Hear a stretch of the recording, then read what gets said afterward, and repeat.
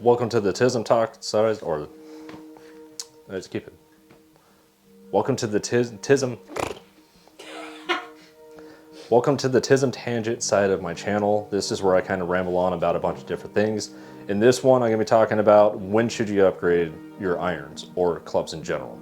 So, one of the first things that I upgraded in my bag is my irons, because irons are going to be the number one thing that you're going to be playing more than anything else in your bag. So, being a solid iron player, that's going to be my main focus of everything else. I have CG7 Tour Black Pearl irons that came out back in 2009, and I want to upgrade to something that was a little bit more modern, as well as I believe it was 2024 when the original box screws were illegal permanently in tournament plays, and even though I'm not currently in them, I just want to have something that was relevant for modern play and modern setup, because that's just kind of the person I am. So what two clubs I actually have here are the CG7 Tour Black Pearls, again came out in 2009, and I have the CGs. There we go. See, this is why I call it the Tism Tangent. This is the ZX5s from Strixon. Now, there's one thing to point out is a major difference between these clubs is these are players irons and these are players distance irons. Players distance irons really didn't exist back when I bought these. You more or less had three tiers of super game improvement, and players irons. Then of course you had your blades, but I'm not going to talk about those. So sometimes you actually get to a point in your game where you have your first set, say you bought some Cleveland launchers or, some sort of hybrid type irons, and you're progressing into it, and maybe you outgrew those. Maybe you outgrew your super game improvements in general. I'll just say like the Callaway Rogue OS or something. And you don't need something that's that overly forgiving, that much offset, because when you start improving your contact, you're going to notice that you're going to be drawing the ball drastically. That could be the club doing it. It could be the lie angle that it has. It's just know that there's a couple different things that could be doing that. But who knows, maybe your swing got a lot faster and you had to change the shafts because you went from an active flex, or as they call it, uniflex on some of the starter ones, and you need to actually get into something that's fitted, say a regular flex, stiff flex, a specific type of shaft, high flight, high spin, low flight, low spin, like how I use dynamic golds, which are low flight, low spin, and that's what I do have in both of these clubs, by the way. You could be looking at maybe less forgiveness because you are a better ball striker and you want to have a little bit more control around the course. You want to be able to flight it up and down differently. You want to be able to draw and fade the ball a little bit more. Or even some of these clubs going into a more player style iron is going to give you more spin, which is going to give you more control in general. It could go that way, or you could be going in the exact opposite direction. You could be playing like I was, players clubs, and sometimes have a little bit of difficulties when you're having an off day, and sometimes you just need a little bit of that added forgiveness. The part of me says that I should have gone a combo set between 7 to pitching wedge with the ZX7s, but that's a problem down the line. Currently, I am overly pleased with the selection I made with the ZX5s. The ZX7s are a lot more forgiving than the CG7 Tours. And the reason I point that out is these were rated the most forgiving players clubs back in 2009, 2010. And it's kind of funny to think about that these clubs were seeing tour play, but they were rated the most forgiving. These are not forgiving by today's standards. They're not as bad as some of the older, like TaylorMade tour irons and stuff like that. I'm sure some of you know what I'm talking about. But just note that you can still transition from a player's iron to a current player's iron and gain added forgiveness out of it.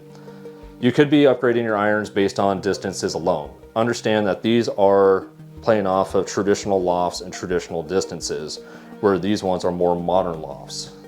The major differences that I notice is a 7 iron is only like 1 or 2 degrees stronger.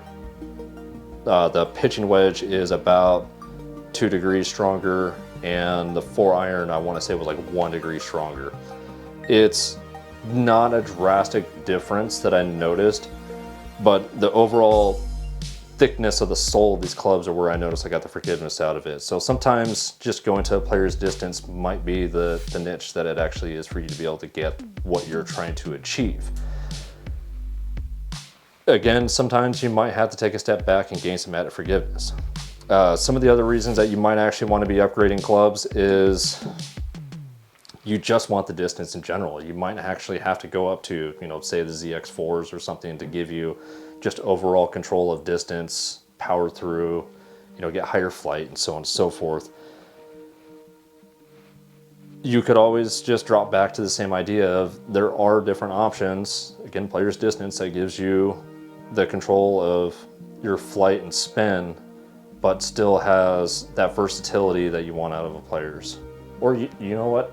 Just eliminate all of that and go to a more forgiving club, because who doesn't like having an easier game? Golf is hard enough as it is. Play whatever you're most comfortable with and whatever your ego allows you to.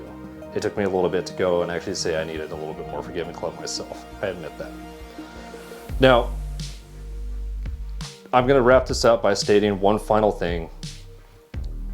The main reason I stuck with Srixon, and I didn't have to stick with the Dunlap brand, the main reason I ended up sticking with the Srixon irons out of all of them ended up coming down to predominantly the sole and the feel that I was getting out of them.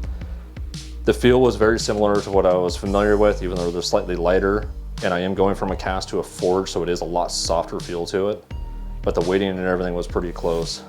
The sole was the main deciding factor. I have a bad tendency of overly hitting down on the ball and taking bacon strips out of the fairway that are like a foot long and stuff, and I lose 30-40 yards easily with these Clevelands, even though I could nail these. I'm going to put some clips up so you can see the differences of how I hit the two. It's not necessarily the club as much as it's actually me that's hitting them differently, but when it comes to actual grass, I actually do chunk this a lot more. The V-sole of the Srixons actually saved me a lot of distance loss because of the fact that it does help me with a little bit more balance in protecting me from more or less chunking the ball. So note that the final thing that you could consider when you are looking at upgrading your clubs is if your clubs are like 5 years old and you're hitting them great, but you've kind of outgrown, maybe it could be the shafts or something, you could always reshaft your clubs, or you could save the shafts, go to like Tacoma or something like that, buy the club heads themselves and have those shafts swapped into a new one. I bring this up because I had bought 2 sets of Wilson Staff irons that were stock and they had flighted shafts. Flighted shafts do not work for me. Pretty much anything past the 7 iron just lost flight and stayed really low, and I really didn't hit them that much further than I did the previous club. So that was kind of a detriment in that aspect. So you might actually just have to reshaft your clubs, which will save you some money and give you the added performance out of it. So hopefully all this stuff kind of gives you a little bit of an idea and consideration of what to look at and what direction to go when it comes to upgrading. Or, sometimes you just want to upgrade because shiny. Who doesn't like new toys, right? So anyways, please like and subscribe. Hopefully you like this. If you want to see further content like this, leave a comment down below of your experiences of what made you decide to upgrade your clubs and what you end up going with. Keep it in the fairway. Have a good one.